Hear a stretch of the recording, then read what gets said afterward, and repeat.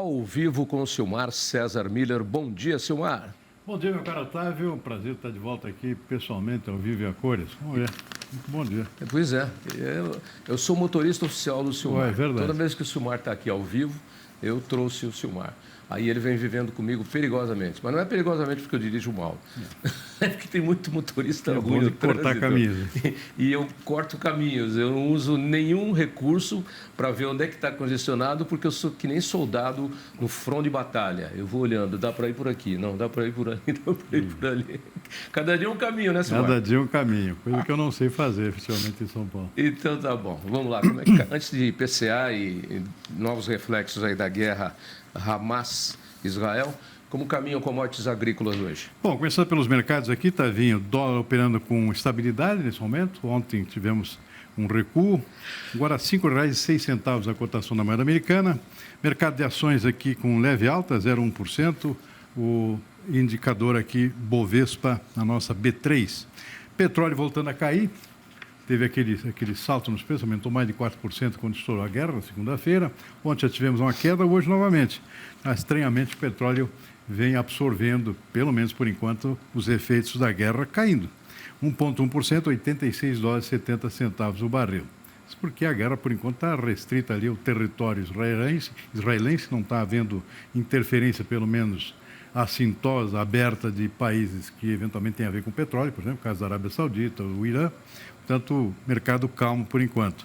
Queda de 1,1%, $86,70 o barril do tipo Brent. É a referência que é para o nosso aqui da Petrobras também. Bom, mercado de commodities agrícolas, predominância de quedas. Pressão da colheita americana vem forçando muitos preços dos grãos para baixo. Soja caindo aqui 0,5% em Chicago nesse momento. Milho menos 0,1%, trigo também cai 0,6%, algodão menos 0,6% na Bolsa de Nova York, açúcar também cai 0,7%, outro que perde espaço é o suco de laranja, perda de 0,7%, e o cacau também caindo 0,6%. Na contramão, só o café aqui, que reagiu ontem, depois de alguns dias de queda, continua reagindo hoje, uma pequena alta aqui de 0,2%. Esse é o retrato do mercado nesse momento, tá vendo? Mercado que pode mudar ainda no decorrer do dia. Bom, vamos para o IPCA, que mede a inflação oficial do país, variação positiva de 0,26% em setembro. Em agosto, mais 0,23%, dado novinho em folha. Saiu agora pela manhã, divulgado pelo IBGE. Como é que você analisa esses números? Pois é, Tavinho, veio acima do mês passado, né? 0,26%, agosto foi 0,23%. E o que chama atenção agora e preocupa, é claro, é o acumulado. O acumulado no ano chega a 3,5%, mas de 12 meses, que é o referencial aqui mais importante, 5,19%, ou seja, voltou a subir. O acumulado em 12 meses até o mês passado era 4,61%. Agora saltou para 5,19%. Está acima. Meio ponto. Está acima da expectativa dos analistas em geral. E é claro que isso acende um sinal de alerta aqui para a possibilidade do Banco Central dar uma segurada na questão da queda dos juros. E os juros é aquele remédio clássico contra a inflação, aqui em qualquer parte do mundo. Tem uma expectativa, ainda tem, pelo menos permanece, de cortes de mais 1 ponto percentual, 2 rodadas de 0,5 até o final do ano. Tem mais 2 reuniões do Banco Central pela frente. Mas não sei não, hein? Se não for para esse ano, para o ano que vem já tem que mudar a perspectiva. Porque essa inflaçãozinha de volta aqui chama atenção, preocupa, ou seja, 5,2%, né? Arredondando.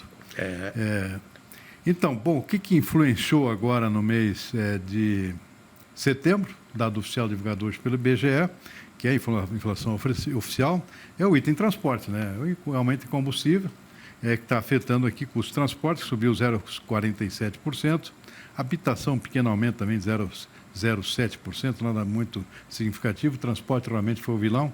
Agora, alimentos contribuindo positivamente também.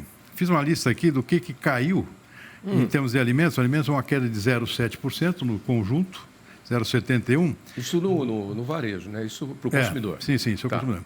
Batata, menos 10,4%. Está barata. Cebola caindo 8,1%. Também. Normalmente são os vilões, né, do primeiro semestre, agora está dando. Cebola. Eu vou confirmando para você aqui, porque eu sou comprador. Você é comprador. Ovos, 5% de queda. Caiu também. Leite longa-vida, menos 4,1%. Esse despencou. Carnes em geral, na média aqui, menos 2,1%. Só que isso não sei se vai durar muito também, porque a carne já está começando a virar, né, por conta da retomada dos preços do boi. Bom, o que está ainda subindo? O que está na contramão? Arroz, 3,2%. Realmente o arroz tem subido muito no atacado e ao nível de produtor também, que aliás é um indicador positivo, né? Está animando o produtor do Sul a voltar a aumentar a área de plantio.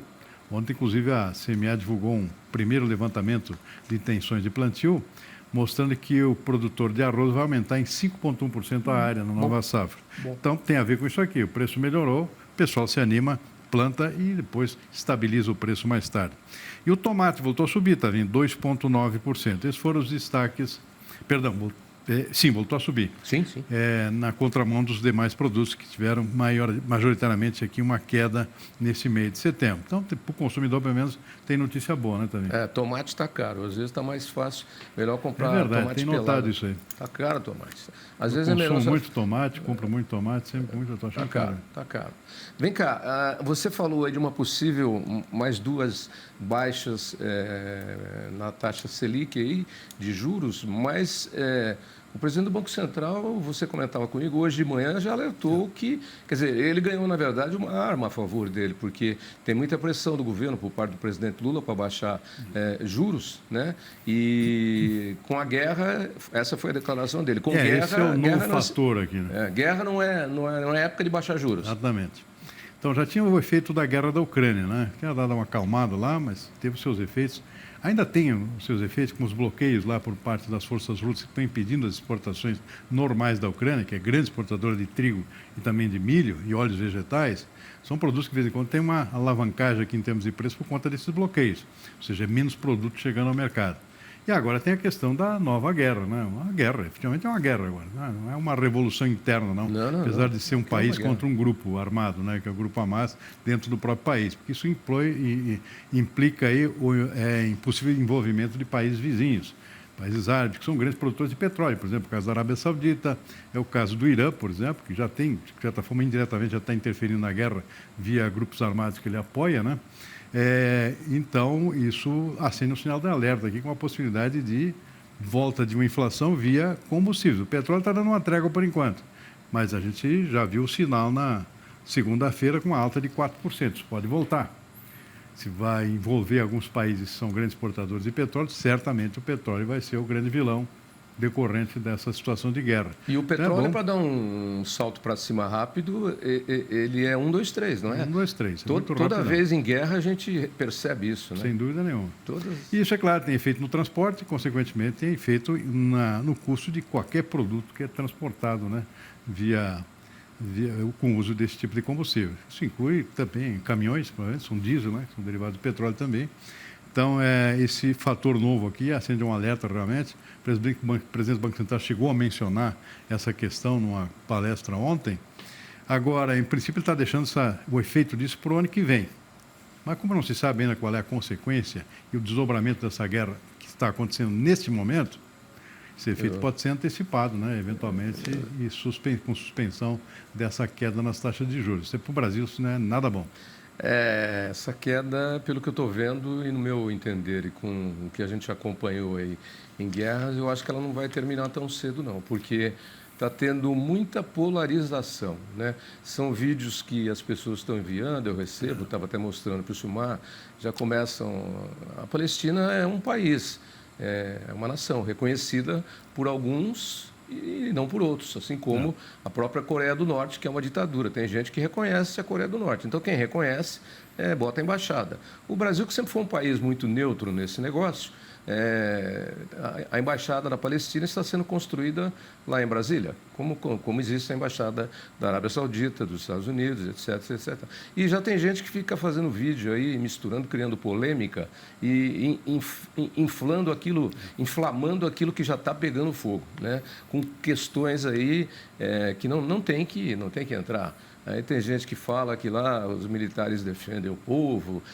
Não é nada disso. É um problema localizado polarizado e regional entre eles. Ali no UOL já estava que evangélicos polarizam pelas questões com o Hamas, enfim.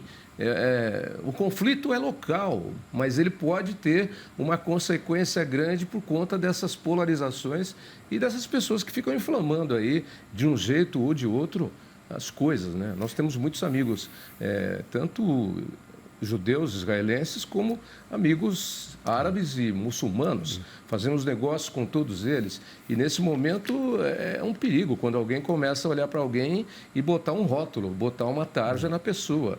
Nós estamos falando de um grupo terrorista que tem uma linha de pensamento. Se você entrar dentro de uma mesquita, você vai ver que o pensamento não é nada disso. E se você conversar com pessoas sensatas, muçulmanos sensatos, árabes sensatos, você vai ver que está cheio de católico aí também que faz barbaridade e vai na missa no domingo. Então, gente que faz coisa... É importante não rotular, né, Silmar? São dois pontos, né, que preocupam, né? Um é a questão ideológica, o outro é a religiosa, né? São dois pontos aí de atrito que normalmente Aliás, são dois pontos só aumentam a inflamáveis. confusão, né? Porque quando leva para o lado mais radical desses dois setores da sociedade, né, você acaba tendo uma inflamação em outros países que acabam gerando consequências aí imprevisíveis, né?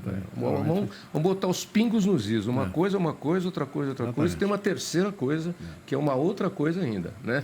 A posição oficial do Brasil é neutralidade. De neutralidade. Reconhecimento e pela paz, pelo fim do conflito. E sugerindo, preconizando aqui a existência de dois Estados, né, convivendo em comum. Sim, então, o Brasil sempre defendeu essa posição.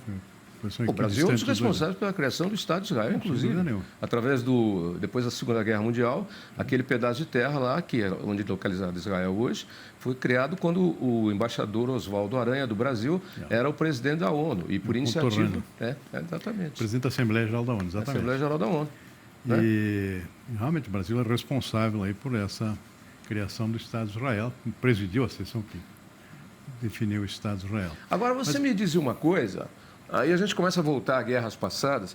De repente, esse pode ser um momento bom para o Brasil e para os produtos, para a linha de alimentação que o Brasil tem, né? Porque em períodos de guerra começa a haver carência para o suprimento de alimentação para o mundo, e quem tem alimento para entregar, para vender, pode se dar muito bem. Você se lembrou até, inclusive, da guerra do Yom Kippur, né? Em 1973, né? Você estava conversando comigo aqui, né? Eu não tinha entrado na faculdade ainda, eu ia entrar em 74, mas o Silmar já tinha saído em 72 e acompanhou, naquela época, o Brasil, não só o Brasil naquela época ganhou dinheiro, né, com preços de alimentos.